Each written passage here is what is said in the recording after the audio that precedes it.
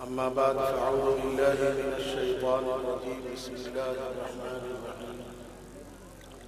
إنا نحن نزلنا الذكر وإنا له لحافظون وقال تعالى واعتصموا بحبل الله جميعا ولا تفرقوا صدق الله العظيم واجب الاحترام حضرات علماء کرام بزرگان دین نوجوان دوستو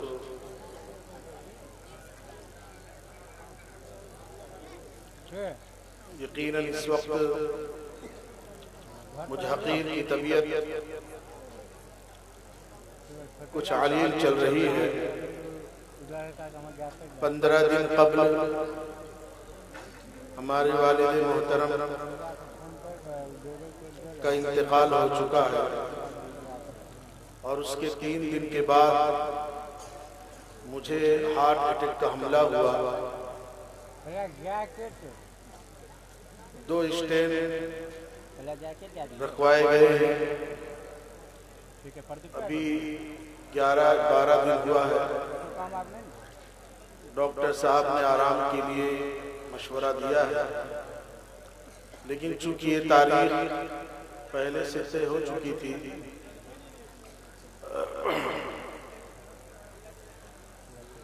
میں نے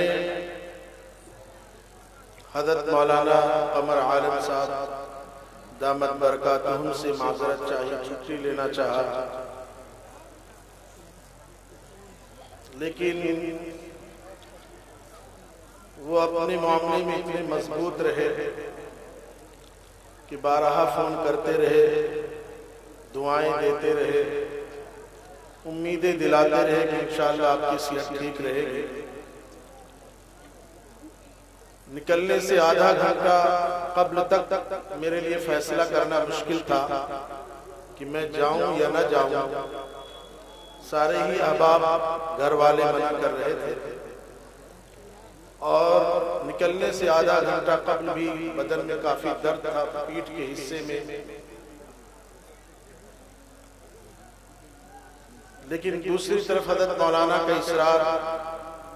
اور ہم لوگ سمجھ سکتے ہیں چونکہ ہم بھی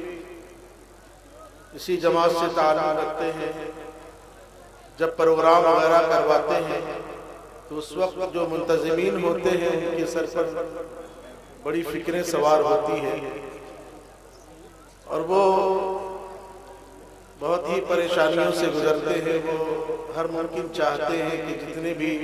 علماء کرام کو مدعو کیا گیا ہے وہ تشریف لائیں تاکہ جلسہ ہمارا کامیاب ہو بڑی محنتیں ہوتی ہیں جلسے کے پیچھے ہم نے ڈاکٹر صاحب کو فون کیا انہیں صورتحال بتلائی انہوں نے کہا کہ کوئی بات نہیں آپ سفر کر لیجئے انشاءاللہ آپ کی صحت ٹھیک رہے گی تو تھوڑی ہمت بدھی اور آپ حضرات کی دعاؤں سے میں آپ حضرات کی خدمت میں حاضر ہوا ہوں میں دل سے کہتا ہوں اسٹیج پر ہمارے اکابرین بزرگان دین تشریف فرما ہیں بڑے بڑے مفتیان کرام یہاں تشریف فرما ہیں اور آپ حضرات کا یہ ٹھاٹھے مارتا ہوا مجمع جو سامنے نظر آ رہا ہے امید ہے انشاءاللہ آپ حضرات کی خلوص اور دعا کی برکت سے اللہ تعالی ہمارے والد صاحب کی مغفرت فرمائیں گے آمین اور اللہ تعالی مجھے بھی صحت عافیت عطا فرمائیں آمین آپ حضرات سے دعا بھی کروں گا تو حضرت مولانا قمر عالم صاحب کا اصرار اتنا رہا کہ مجھے ایک لطیفہ یاد آیا کہ بارش کے موقع پر جب آدمی جامن خریدتا ہے تو اس بارش کے موقع پر ایک جامن ہی کی طرح کالا کیڑا جو ہے زیادہ تر نکلتا ہے تو ایک آدمی نے 10 روپے کا جامن خریدا اور اس جامن میں ایک کالا کیڑا بھی آ گیا وہ جامن کھانا شروع کیا اور جامن کھاتے کھاتے وہ کالا کیڑے کو بھی منہ میں رکھ لیا اور جیسے دبایا کالا کیڑا چون چاں کرنے لگ گیا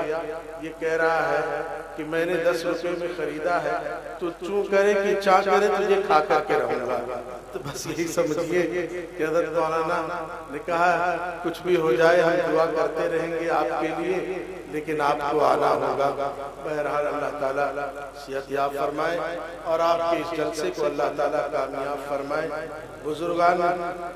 محترم، چند طلباء کرام کے بھی دستار بندی ہوئی ہے، انہوں نے تکمیل حفظ قرآن کریم کیا ہے. میں آپ حضرات کو دل کی بات بتلاتا ہوں کہ اس وقت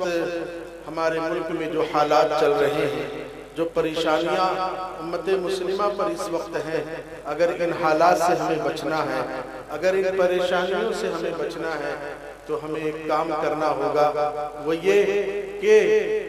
قرآن پاک سے ہم وابستہ ہو جائیں،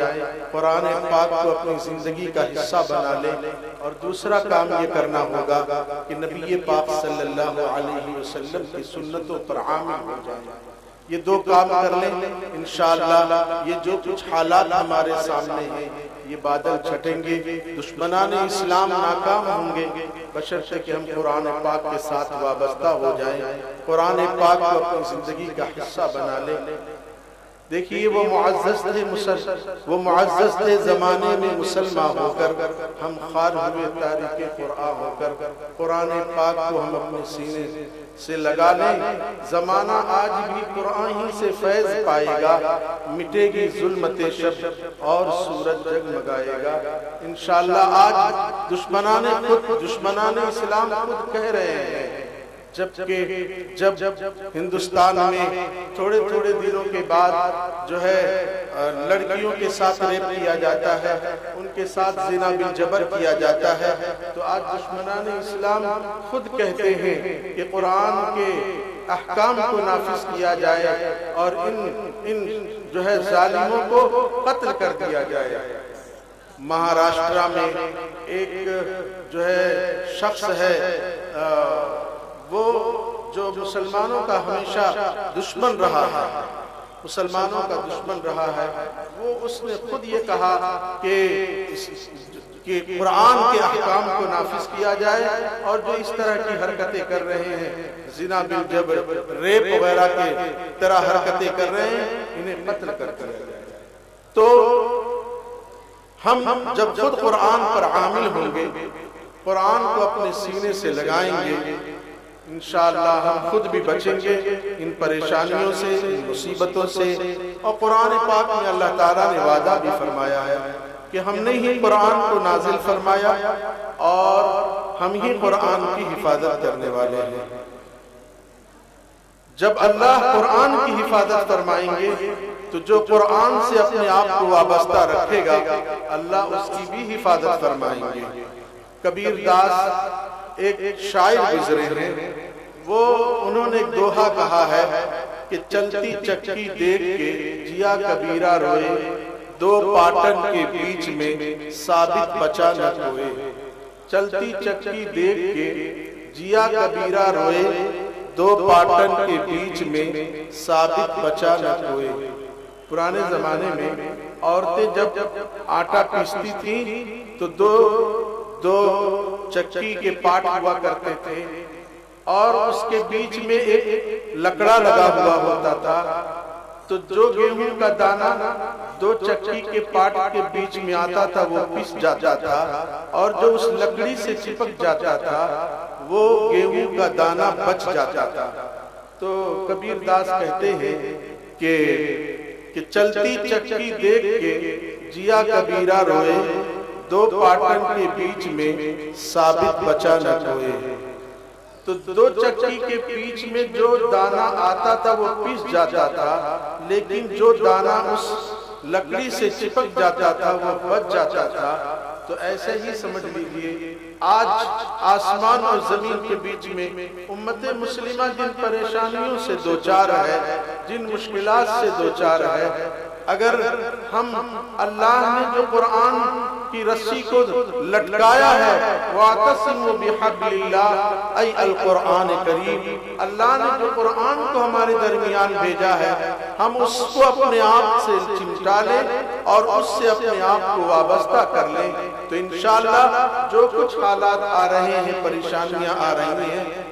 اللہ تعالیٰ ہمیں اس سے حفاظت فرمائیں گے۔ تو قرآن پاک سے اپنے آپ کو وابستہ کر لو، اور دوسرا کام یہ ہے نبی پاک صلی اللہ علیہ وسلم کی سنتوں پر عمل کرنے لگ جاؤ۔ نقش قدم نبی کے ہیں سنت کے راستے